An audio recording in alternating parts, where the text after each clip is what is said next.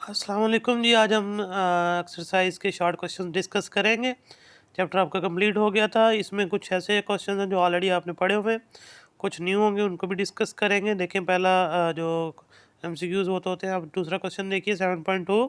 How is the kinetic molecular model of matter helpful in differentiating various state of matter. ये पहला पहला topic हमने पढ़ा था, जिसमें हमने 3 स्टेट्स पढ़ी थी, फिर चौथी स्टेट भी हमने सीखी थी। The kinetic molecular model helps in understanding the properties of matter in a simplified way. It is due to the kinetic molecular model of matter that we come to know about the various characteristics of 3 states of matter such as solid, liquid and gases. उसके अंदर हमें different states की characteristics पता चली, जिनसे हमें जो है ना उनके बारे में काफ़ी इन्फॉर्मेशन मिली। तो नेक्स्ट देखिए 7.3। Does there exist a fourth state of matter, what is that. क्या fourth state of matter exist करता है, अगर है तो क्या है। Yes, there exist a fourth state of matter, it is called plasma. Plasma consist of positive ion and electron. Plasma exist on sun and in fluorescent tubes. Next है जी, what is mean by density, what is its S I unit. Density of a substance is defined as its mass per unit volume. तो density is equal to mass of the substance over volume of the substance. SI unit of density is kilogram per metre cube. Question number 7.5 देखिए। Can we use hydrometer to measure the density of the milk. ये side box से पूछा गया है। Yes, we can find the density of milk by hydrometer, but for this we use A special hydrometer called lactometer. तो इन metres की मदद से density जो है लिक्विड्स की फाइंड की जाती है, वो उसके बारे में बताया हुआ साइड बॉक्स में था। नेक्स्ट देखिए 7.6। Define the term pressure. The force acting normally per unit area on the surface of the body is called pressure. P is equal to force over area F over A. SI unit is Newton per meter square, which is equal to Pascal. 7.7 देखिए। इसमें कहता है कि show that the atmosphere exerts pressure। साबित करेंगे atmosphere जो pressure exert करता है। देखिए हमने ये एक्टिविटी सीखी थी, पढ़ी थी। एक खाली एम्प्टी केन ले लें, उसको आधा पानी से भर लें और उसके ऊपर जो है वो ढकना लगा दें। उसको फिर आप जो है ना बर्नर के ऊपर रखें। पानी बॉयल होना शुरू होगा जब, तो आप देखेंगे जो स्टीम है वो उसके कैप से बाहर आना शुरू होगी। तो जब स्टीम बाहर आना शुरू हो जाए तो आप उसका ढकना लगा दें। उसके बाद उसको थोड़ा उठा के ठंडे पानी के टैप के नीचे रखें। जैसे ठंडा पानी उसके ऊपर डालेंगे, जो अंदर हाफ़ वाटर था, हाफ़ जो एरिया वो स्टीम ने कवर किया हुआ था, स्टीम अब कूल डाउन होगी और वापस वाटर में कन्वर्ट होगी और नीचे बेस में चली जाएगी, यानी वाटर के अंदर मिक्स हो जाएगा वो वापस। और तो ऊपर जो स्पेस है वो खाली रह जाएगी। तो उस जगह पे लो प्रेशर क्रिएट होगा। तो बाहर से जो एटमॉस्फेरिक प्रेशर होगा वो इस टीन को जगह जगह से जो है ना वो कंप्रेस कर देगा, यानी कि वो पिचक जाएगा, जगह जगह से कोलैप्स कर जाएगा हर डायरेक्शन से। इससे प्रूव होता है कि जो एटमॉस्फेयर है वो प्रेशर एग्जर्ट करता है। नेक्स्ट है, it is easy to remove air from the balloon but it is very difficult to remove air from a glass bottle. Why. कह रहे बड़ा आसान है गुब्बारे में से हवा निकालना, जबकि एक बोतल में से, शीशे की बोतल में से हवा निकालना बहुत मुश्किल है। देखें जो बैलून है उसके अंदर कंप्रेस्ड एयर होती है, और जबकि जो हम अगर बात करें बॉटल की, तो उसमें जो ऑलरेडी उसके अंदर जो प्रेशर है वो एटमॉस्फेरिक प्रेशर के बराबर होता है। इसलिए उसके अंदर से एयर को रिमूव करना बहुत डिफिकल्ट बात है। The air in the balloon is compressed air, it can easily be removed because the pressure inside the balloon is greater than the atmospheric pressure, but the air inside a glass bottle is already at atmospheric pressure, so it cannot be removed easily. Next है जी, what is barometer. Barometer क्या होता है। देखें जो instrument हम use करते हैं मरकरी कॉलम से बना हुआ, उसे हम बैरोमीटर कहते हैं, जो एटमॉस्फेरिक प्रेशर को मेजर करने के लिए इस्तेमाल किया जाता है। An instrument use to measure the atmospheric pressure by measuring the height of the mercury column in the mercury column is known as barometer.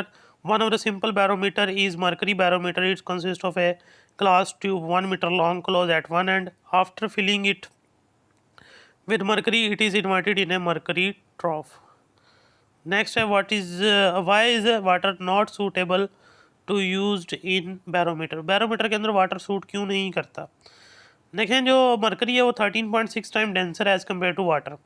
तो मरकरी जो है वो 0.76 मीटर के ऊपर जो है वर्टिकल कॉलम की हाइट देता है जब वो सी लेवल पे होते हैं। लेकिन अगर वाटर यूज़ करेंगे ट्यूब के अंदर, तो डेफिनेटली जो ट्यूब है उसका साइज़ बहुत बढ़ जाएगा, जो कि सूट नहीं करता। Mercury is 13.6 times denser than the water. Atmospheric pressure can hold vertical column of water about 13.6 times the height of the mercury column at a place. Thus, at sea level, vertical height of the water column would be 0.76 multiply 13.6 multiply करके वो 10.34 आया। तो देखें 10 metre की tube चाहिए होगी जो suit नहीं करती।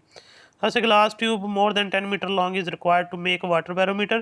It is difficult to manage and handle. Thus, water is not suitable to used barometer. Next, why? What makes a sucker pressed in on a smooth wall stick to it? देखें वो शक्कर होता है छोटा रबड़ का, शीशे वाली मेज़ के नीचे भी आपने देखा होगा, तो शीशा उसके ऊपर लगा देते हैं फिर वो चिपक जाती हैं उसका फ्रेम जो होता है। लेकिन जब आप वो डिश शेप का होता है, जब आप उसको प्रेस करते हैं अगेंस्ट स्मूथ वॉल, उसके नीचे से एयर निकल जाती है तो प्रेशर ज़ीरो हो जाता है अंदर, तो बाहर वाला जो एटमॉस्फेरिक प्रेशर वो उसको कंप्रेस कर देता है। When a sucker is pressed on a smooth wall, air inside the sucker is removed. Now sucker remains stick on the wall due to atmospheric pressure outside it. जो बाहर वाला pressure वही उसको वहाँ टिकाए रखता है। नेक्स्ट देखिए 7.12 why does the atmospheric pressure very with the height? Height के साथ क्यों कम होता है? देखिए डेंसिटी कम हो जाती है इस वजह से। As we go up air density decreases and hence pressure decreases. The atmospheric pressure varies with altitude due to decrease in the density of the air. Next question है 7.13 what does it mean when the atmospheric pressure at a place fall suddenly? इसका क्या मतलब है जब एक जगह पर atmospheric pressure जो है वो फॉल कर रहा हो? देखें sudden fall in the atmospheric pressure often followed by storm, rain, typhoon to occur in a few hours. कुछ देर में आंधी तूफान बारिश आएगा। What changes are expected in weather when if the barometer reading shows a suddenly increases? अगर pressure बढ़ रहा हो तब क्या इंडिकेशन होती हैं? A sudden increase in atmospheric pressure means that it will soon followed by decrease in atmospheric pressure indicate the poor headwind. यानी suddenly increase हो रहा है तो इसका मतलब इसके बाद प्रेशर में कमी भी आएगी और इसके बाद पुअर वेदर जो है ना वो आएगा। 7.15 देखिए state pascal law. Pressure applied at any point of a liquid enclosed in a container is transmitted without loss to all other parts of the liquid. Question number 7.16 explain the working of hydraulic press. ये हमने बड़ा उसका diagram के साथ जो है वो पढ़ा था, तो ये उसकी एप्लीकेशन है बेसिकली पास्कल लॉ की कि लिक्विड के कंटेनर के अंदर जो भी लिक्विड होता है उसके एक साइड पे अगर आप प्रेशर अप्लाई करते हैं वो प्रेशर दूसरी तरफ विदाउट लॉस ऑल डायरेक्शन में जो है ना वो ट्रांसमिट होता है, जिससे आप हैवी लोड जो है ना वो लिफ्ट करने में आपको आसानी होती है। 7.17 देखिए what is mean by elasticity? The property of a body to restore to its original size and shape as the deforming force ceases to act is called elasticity. ये प्रॉपर्टी जब आप स्ट्रेस जो अप्लाई किया होता है यानी deforming force apply की होती है उसको रिमूव करते हैं, बॉडी अपनी ओरिजिनल शेप में वापस आ जाती है। इस एबिलिटी को हम इलास्टिसिटी का नाम देते हैं। 7.18 देखिए state Archimedes principle. When an object is totally और partially immersed in a liquid and upthrust act on it is equal to the weight of the liquid is displaced. Next, what is mean 7.19 what is upthrust? Explain the principle of flotation. upthrust देखें जो भी आप चीज़ liquid के अंदर dip करते हैं वो वहाँ से लिक्विड को डिस्प्लेस करती है। डिस्प्लेस लिक्विड के वेट के बराबर फोर्स लगती है जिसे हम upthrust कहते हैं। upthrust is the force of liquid which acts on the floating object in upward direction which are immersed in a liquid and is equal to the weight of the displaced water या liquid. Principle of flotation में ये है कि floating object displace a fluid having weight equal to the weight of the objects. Next question 7.20 explain how a marine floats on water but a ship with huge weight floats. तो इस question में थोड़ी सी गड़बड़ हुई है, तो इसमें पूछा जाता है नॉर्मली कि ऐसा मरीन जो है वो वाटर के ऊपर और बिलो द वाटर सरफेस जो है ना वो ट्रैवल करती है, तो उसकी रीज़न बताएं कैसे कर लेती है। देखिए उसमें वाटर टैंक्स होते हैं, अगर तो वो खाली हैं तो डेफिनेटली जो है वो जो शिप सबमरीन का जो वेट होगा उसके ऊपर जब ट्रस्ट होगी वो उसके वेट के बराबर ही उससे ज़्यादा होगी, इसलिए वो फ्लोट करेगी। जब उसने नीचे जाना होता है सरफेस से तो डेफिनेटली हम वो जो एम्प्टी टैंक हैं उनको फिल कर देते हैं सी वाटर से। तो सी वाटर से जब फिल कर देंगे तो उसका वेट जो है ना वो बढ़ जाएगा, उसके ऊपर ट्रस्ट फोर्स कम हो जाएगी तो वो नीचे चली जाएगी सरफेस से। नीचे से वापस आना तो टैंक को फिर एम्प्टी कर दिया जाता है, फिर उसके ऊपर अब ट्रस्ट फोर्स उसके वेट से बढ़ जाती है, फिर वो फ्लोट करने लगती है। नेक्स्ट है 7.21 देखें why does a piece of stone sink in water but a ship with huge weight floats. Correct stone है, पत्थर फेंकते पानी में डूब जाता है, लेकिन टनों के हिसाब से जो जहाज़ है वो फ्लोट करता रहता है। लेकिन जब आप स्टोन पानी के अंदर फेंकेंगे उसके ऊपर जो अपट्रस्ट होगी वो डिस्प्लेस वाटर के वेट के बराबर होगी। तो उसका जो डिस्प्लेस वाटर है उसका वेट स्टोन के वेट से कम होता है, इसलिए उसके ऊपर अपट्रस्ट जो है वो उसके वेट से कम है, इसलिए वो सिंक कर जाता है। लेकिन जब आप आते हैं शिप की बात करते हैं, शिप को डिज़ाइन ही इस तरह किया जाता है कि जब वो पानी के अंदर आएगा तो वो इतना वाटर डिस्प्लेस कर देगा कि डिस्प्लेस वाटर का वेट जो होगा वो शिप के वेट से ज़्यादा होगा। इस वजह से अपवर्ड जो अपट्रस्ट फोर्स होगी उसके शिप के लिए उसके वेट से ज़्यादा होगी, इसलिए वो फ्लोट करेगा।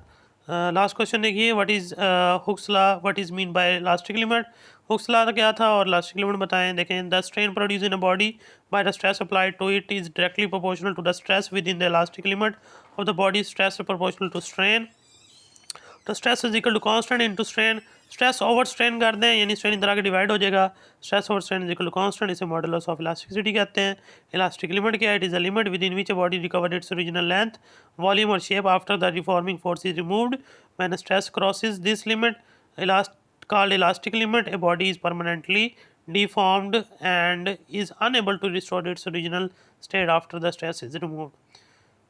तो ये आपके शॉर्ट क्वेश्चन कंप्लीट हुए। नेक्स्ट इंशाल्लाह हम न्यूमेरिकल सॉल्व करेंगे एक्सरसाइज के, चैप्टर आपका कंप्लीट हो जाएगा। अल्लाह हाफिज़।